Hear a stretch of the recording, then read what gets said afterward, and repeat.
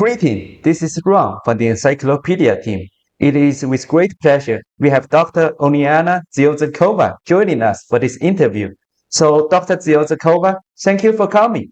Your recent research focused on vitamin A and its role in thermogenesis as the basic for anti-obesity and anti-diabetes therapy.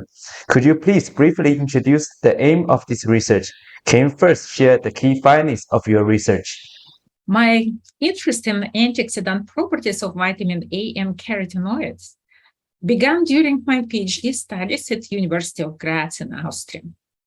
However, in the course of my research career, it was increasingly clear that vitamin A is the source of important hormones that can help to treat obesity. In human body, there are two types of fat cells.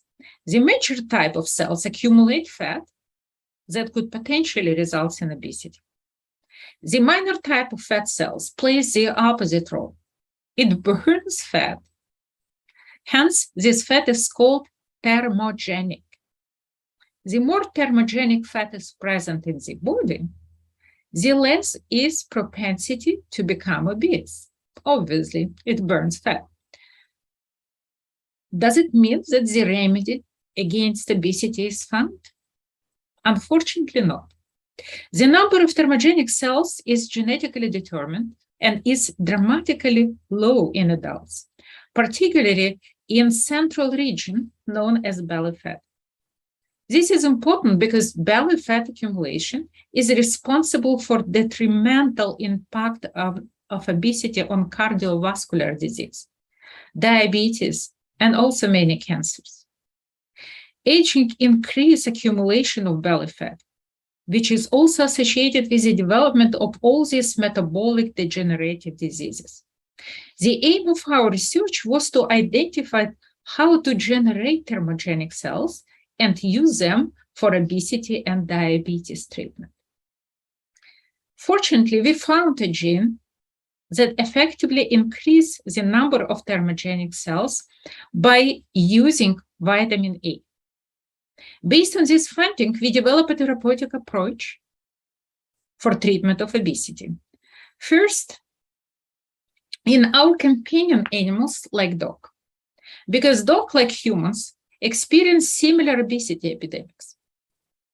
What we did is we injected one time, and this single injection of thermogenic cells decrease obesity not only in mice, if we treat obese mice, but also in obese large dogs. 1 month after injection of these thermogenic cells into fat of these obese dogs, dogs lost only 1 month. Dogs lost up to 3.5 kilogram fat in their body, even so they continue to consume similar amount of food. Therefore, genetic therapy could be very efficient in obesity treatment without changing the lifestyle. Let us move to the second question. Can you first share the key findings of your research? Of course, the key findings of our research were, number one, is identification of vitamin A as a source of hormone known as retinaldehyde, because this hormone can reprogram deleterious fat into thermogenic fat. Second consequent finding was identification of genetic control of retinaldehyde levels by the gene known as ALDH1A1. This gene is aldehyde dehydrogenase. So this gene, the identification of this gene was important because it's enabled development of nanotherapy and genetic therapy by which we can deliver this gene into adipose tissue to treat obesity. And another consequences of our findings was that we identified proteins with neuroregenerative properties which were released from this thermogenic adipocyte and can help to restore damaged neurons. Thank you. So, what difficulties did you encounter in your research and how did you resolve them? As all researchers, we encounter many problems. However, the major problems which are encountered by any gene therapy. Any genetically different cells are recognized by the body of treated animals or humans and rejected by and is rejected. And simply, this marks not only the end of therapeutic effect, but it also increases inflammation in treated patients. The therapeutic cells should be delivered also to a diseased tissue and not everywhere to avoid side effects. To solve this problem, we collaborated with the expert in nanotechnology at The Ohio State University, Dr. Lee, and he helped us to develop the encapsulation procedure for thermogenic cells. We call this Trojan horse technology because encapsulated cells are not detected by immune system and hence could not be rejected. Moreover, these encapsulated cells could reside in the targeted fat tissue for months. And in this tissue, they can lead to the thermogenesis, and through this thermogenesis, fat is lost. So what do you think of the development of anti-obesity and anti-diabetes therapies in the future? Metabolic diseases manifested very differently in patients due to the differences in personal genetics and also environments which are different for different people, and these include diets and lifestyle. Our approach could be translated for treatment of obesity in humans without changing in lifestyle. Material that we use for cell encapsulation has been already tested in pancreatic implants for treatment of patients with type 1 diabetes, lacking insulin. The obstacle is the absence of funding to support our further studies for FDA approval of this therapy. Encapsulation of genetically modified cells could also have a broader impact. It opens an opportunity to use multiple types of genetically modified cells, or even simulation of little organs known as organoids for the tailored treatment of patients with multiple diseases, multifaceted metabolic complications.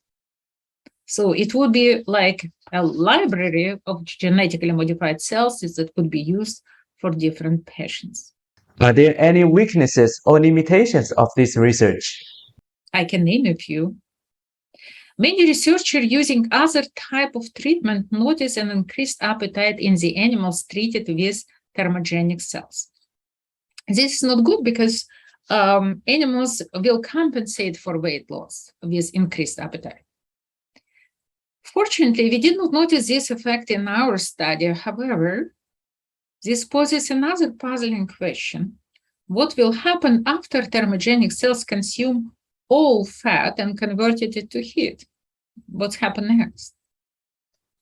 Also, we did not see any discomfort in treated dogs. At present, we do not know if the implanted thermogenic cells can cause any discomfort and pain.